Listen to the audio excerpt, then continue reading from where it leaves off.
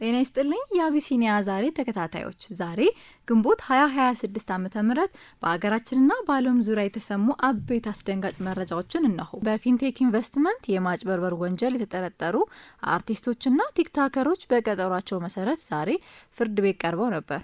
በክስ መዝገቡ አምስተኛ ተከሳሽ በሆነው በቲክቶከሩ መንሱር ጀማል ላይ አቃቢ ሕግ የዋስትና መብቱን በመቃወሙ ምክንያት ችሎቱን ውሳኔ ለመስጠት ለዛሬ ተለዋጭ ቀጠሮ ሰጥቶ ነበር። ቢሆንም የዋስትና ጥያቄው ዛሬም ተቀባይነት ሳያገኝ ቀርቷል። ችሎቱ በዛሬው ውሎ በዋስትና ጉዳያቸው ከውጭ ሆነው የተከታተሉ የሚገኙት አርቲስቶችና ቲክቶከሮች የክስ መቃወሚያ እንዲያቀርቡና ጉዳዩን ተመልክቶ ብይን ለመስጠት ለሰኔ 11 ቀን 2018 ዓ.ም ተለዋጭ ቀጠሮ ሰጥቷል። አርቲስቶቹ በ400ና በ500 ሺህ ብር የገንዘብ ዋስትና ጉዳያቸውን ከውጭ ሆነው እንዲከታተሉ መወሰኑ ይታወሳል። በኬንያ በነዳጅ ዋጋ ጭማሪ ምክንያት በተቀሰቀሰ ተቃውሞ ሳቢያ 4 ሰዎች ሲገደሉ 348 ሰዎች ታሰሩ። ተቃዋሚዎች የነዳጅ ጭማሪ በቀጥታ የምግብ፣ የትራንስፖርትና የሌሎች መሰረታዊ ቁሶች ዋጋ መንግስት የዜጎችን የመግዛት አቅም ያገናዘበ እርምጃ ሊወስድ ይገባል፣ ዋጋው በአስቸኳይ ይቀነስ የሚል ጥያቄ ነው ያላቸው። በተጨማሪ ዜጎች በከፍተኛ ታክስና የኑሮ ውድነት እየተሰቃዩ ባሉበት ወቅት የባለስልጣናት ደሞዝና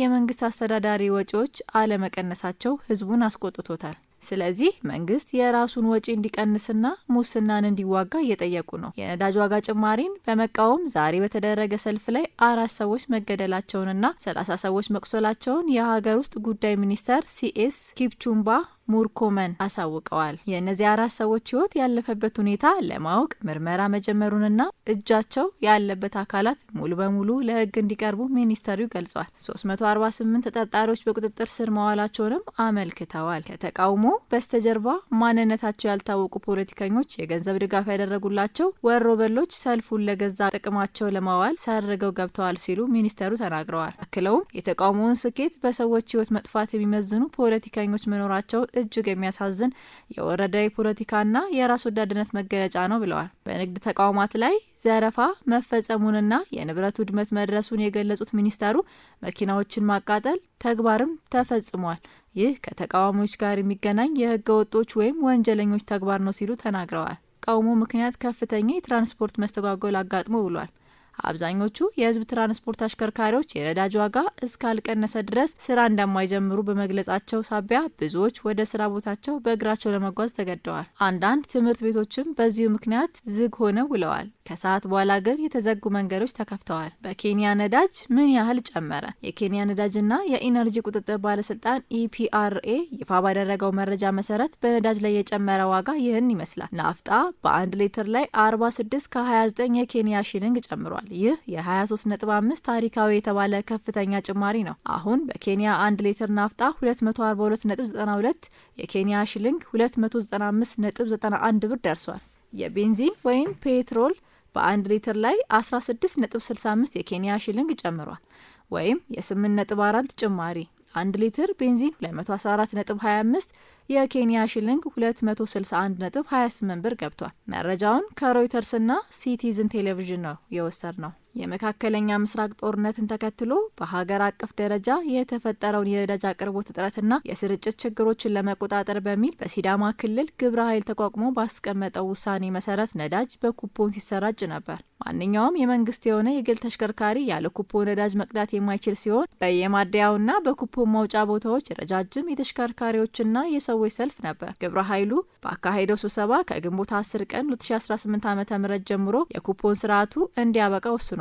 ግብይቱ በተለመደው መልኩ ተሽከርካሪዎች ነዳጅ ባለባቸው ማደያዎች ተሰልፈው እንዲቀዱ ውሳኔ አስተላልፏል። ነዳጅ በተለመደው ህጋዊ መንገድ ለገበያ እንዲቀርብ የተፈቀደ ቢሆንም ህገወጥ የነዳጅ ሽያጭና የኮንትሮባንድ ንግድ እንዳይኖር አሁንም ግብረ ኃይሉ ከላይ እስከታች ጥብቅ ክትትል እንዲያደርግ አቅጣጫ አስቀምጧል።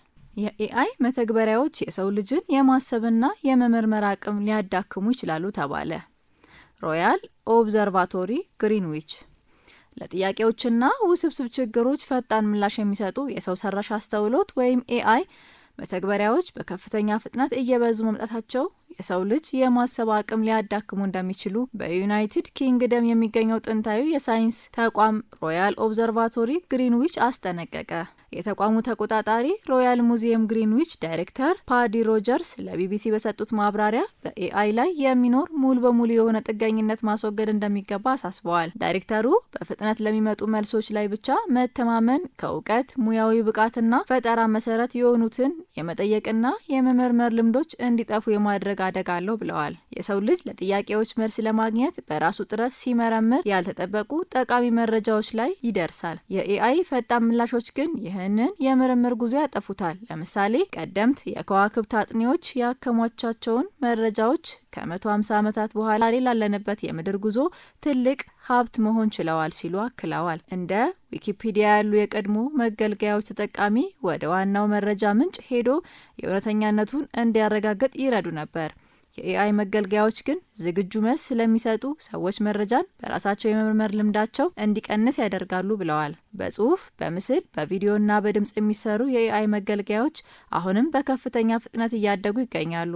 ቀላል ረዳት የነበሩት ቻትቦቶች አሁን የሰዎች የቅርብ ወዳጅ እየሆኑ ሲመጡ፣ ምስል ፈጣሪዎቹ ደግሞ በአደገኛ ፍጥነት እውነተኛ የሚመስሉ ምስሎችን እያመረቱ ነው። ቴክኖሎጂው ለ10 ዓመታት የቆዩ መተግበሪያዎች ውስጥ ያሉ ስህተቶችን በማውጣት አድናቆት እየተቸረው ቢሆኑም ተጠቃሚዎች በሱ ላይ ብቻ ጥገኞች ከመሆን እንዲቆጠቡ የሚሰጡ ማስጠንቀቂያዎች ግን በዚያው ልክ እየጨመሩ ይገኛሉ። ይህ መረጃ የቢቢሲ ነው።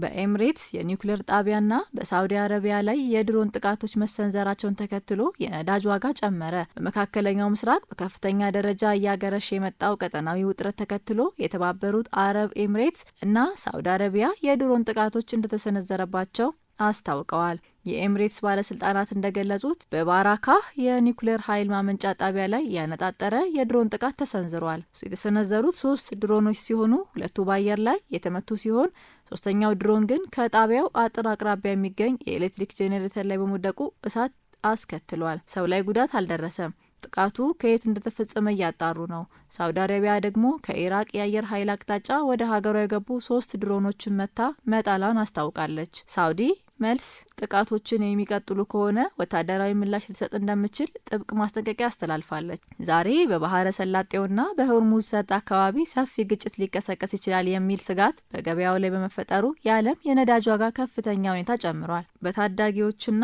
ወጣቶች የኤሌክትሮኒክስ ሲጋራ ተጠቃሚነት ስጋት መፍጠሩ ተገለጸ። የኤሌክትሮኒክስ ሲጋራ ወይም ቬፕ አሁን ላይ በኢትዮጵያ በታዳጊዎች ወጣቶች፣ ተማሪዎች ዘንድ በከፍተኛ ሁኔታ የተስፋፋ መሆኑንና ይህም ማህበራዊ ስጋት እየደቀነ መምጣቱን ባለሙያዎች አስታወቁ።